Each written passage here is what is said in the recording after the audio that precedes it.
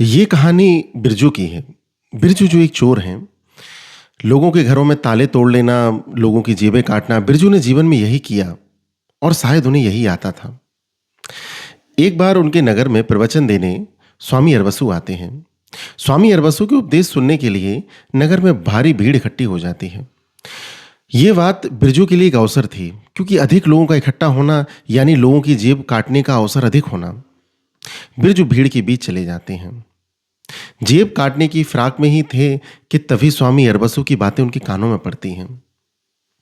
स्वामी अरबसु की बातें वो सुनने लगते हैं। धीरे धीरे स्वामी अरबसु की बातों में उनका मन लग जाता है। वो निश्चित करते हैं कि ये चोरी करना, ये तो जीवन को व्यर्थ ही गंवाना है। वो प्रण करते हैं कि आज से वो चोरी नहीं करेंगे।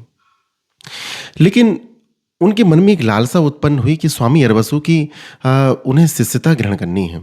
वो चाहते हैं कि अब संत पूर्णतः बन जाएं, क्योंकि उसी समय से मानो जैसे उन्हें अपने कृत्यों से घिन आने लगी हो। पूरा संतत्व तो उनके मन में जाग गया। स्वामी अरबसु की दीक्षा लेना इतना आसान ना था, क्योंकि लोग जाना करते थे कि बिरजू चोर हैं। स्वामी अरबसु के पास पहुंचने के लिए उन्होंने एक साधन अपनाया।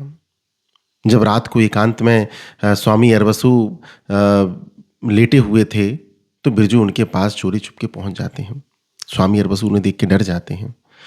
बिरजू से कहते हैं कि भाई देखो, मेरे पास तो कुछ है नहीं, तुम क्या लूटने आए हो? और जो भी थोड़ा है तुम ले जा सकते हो, पर मेरे प्राण तो कम से कम छोड़ दो। बिरजू कहते हैं, महाराज ऐसी कोई बात नहीं है। मैं कुछ यहाँ पर आपसे लूटने नहीं आया हूं, बल्कि मैं तो पहले ही पूरा लूट चुका हूं। मैंने सर्वस्व आपको दे दिया। मैं बस चाहता हूं कि आप मुझे अपना शिष्य ग्रहण कर लें।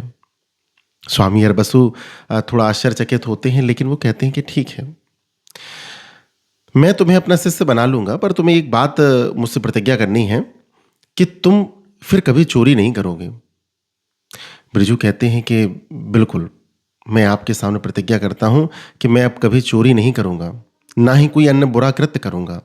मैं संपूर्ण जीवन सिर्फ आपकी सेवा करूंगा और आपकी सेवा के माध्यम से ईश्वर को प्राप्त करने की राह पर चल पड़ूंगा। स्वामी अरबसु कहते हैं, ठीक है। अब बिरजू स्वामी अरबसु के बिल्कुल पक्के शिष्य बन जाते हैं। स्वामी अरबसु जहां जाते, बिरजू उनके पीछे पीछे वहीं जाते। स्वामी अरबसु की सेवा करना ही उनके जीवन का एकमात्र ध्येय रह गया।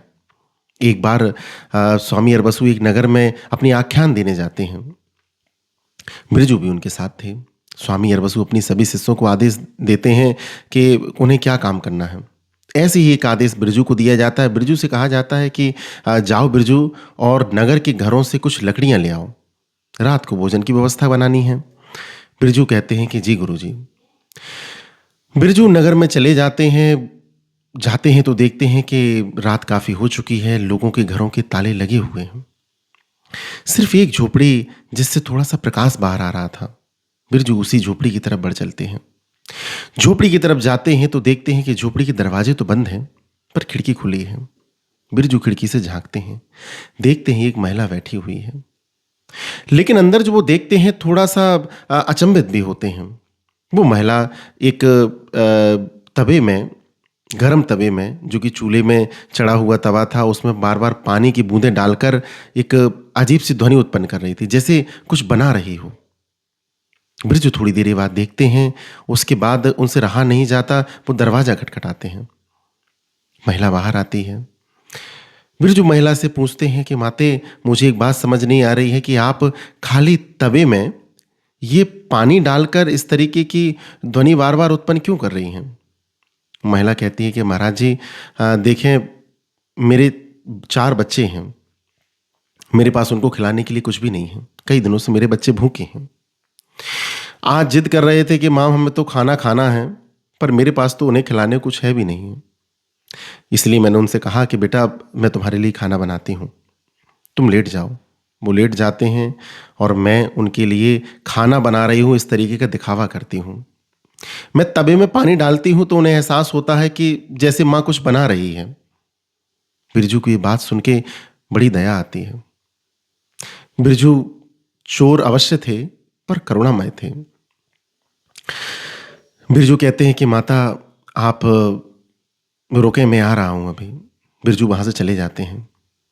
एक किराने की दुकान उनको दिखती है। जो बंद थी। बिरजू उस दुकान का ताला तोड़ते हैं, कुछ खाने पीने का सामान लाते हैं और उस महिला को दे देते हैं। बिरजू वापस आते हैं। बिरजू आते हैं तो थोड़ा सा दुखी थे। गुरु कहते हैं कि मैंने तुमसे कुछ कहा था, तुमने मेरी आज्ञा पूरी नहीं की। बिरजू कहते हैं कि गुरुजी, मैंने अपनी प्रतिज्ञा भंग की, आज मैंने चोरी करी। बिरजू की बातें सुनकर गुरुजी नाराज हो जाते हैं। गुरुजी कहते हैं कि मुझे पता था कि एक चोर सुधर नहीं सकता है। मुझे पता था कि तुम अपनी प्रतिज्ञा भंग जरूर करोगे।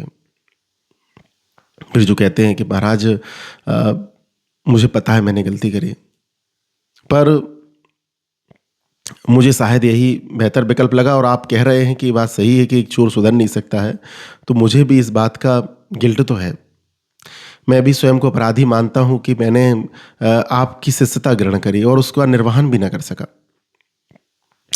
बिरजू की बातों का कोई प्रभाव स्वामी अरबसु पर नहीं पड़ा। स्वामी अरबसु ने कहा कि तुम चले जाओ यहां से, मैं तुम्हारे जैसे व्यक्ति को अपने साथ नहीं रख सकता जो एक चोर है। बिरजू कहते हैं, महाराज, आज रात को और मुझे आपकी सेवा का अवसर दें। मैं एक रात और आपके सानिध्य में रहना चाहता हूं, सुबह होते ही मैं चला जाऊंगा।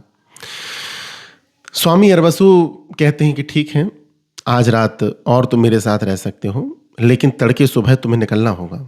बिरजू कहते हैं, जी महाराज। सुबह होती है। बिरजू गुरु जी के पास आते हैं, चरण स्पर्श करते हैं गुरु से आज्ञा लेने के लिए। कहते हैं, गुरु जी, आपने इतने समय मुझे अपने पास रखा, आपका अनुग्रह है। आपने आदेश दिया है कि मुझे जाना होगा, तो मैं जा रहा हूं, पर जो आपने मुझे दिया उसका उपकार तो मैं पूरे जीवन न चुका पाऊंगा। ऐसी बातें बिरजू कर ही रहे थे कि बाहर से अरबसु जी की बाकी शिष्यों की आवाज आती है। बाकी शिष्य आवाज लगाते हैं, गुरुजी। गुरुजी कुटिया से बाहर आते हैं, बिरजू भी उनके साथ बाहर आते हैं। देखते हैं कि एक दिव्य पुरुष एक रथ से नीचे उतर रहे हैं। स्वामी अरबसु अपने शिष्यों से कहते हैं कि देखो बच्चों, मेरे जाने का समय आ गया है। अवश्य ही ये दिव्य पुरुष मुझे स्वर्ग के लिए ले जाने आए हैं। मैंने कर्म ही ऐसे किए हैं, कभी कोई पाप नहीं किया, सदैव उपदेश दिए हैं, मेरा जीवन सादा रहा है, तो अवश्य ही मुझे लेने आए हैं, तो मेरे जाने का समय तो हो गया है।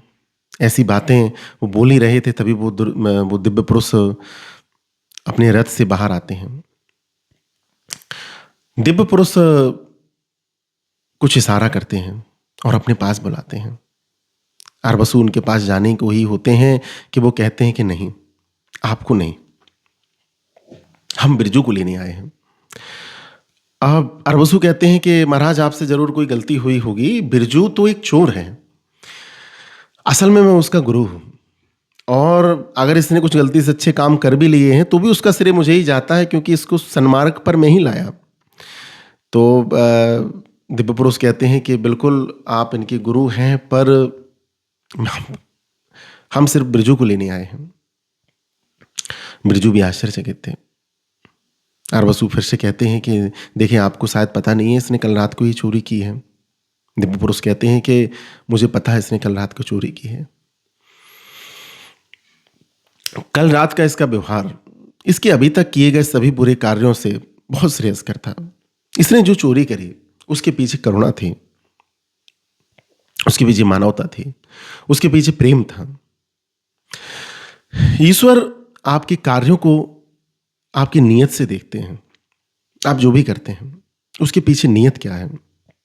अगर आप धार्मिक होने का सिर्फ दिखावा करते हैं, लेकिन अंदर से आप कुटिल हैं, कपटी हैं, तो आप यकीन माने ईश्वर आपको देख रहा है, क्योंकि ईश्वर आपकी आत्मा से जुड़ा है। आपकी आत्मा से ही आपके भाव बनते हैं, और जो भाव में आप करते हैं वो ईश्वर तक पहुंचता है। दिखावे से किया गया कार्य ईश्वर तक पहुंचे, इस भ्रम में आपको नहीं रहना है।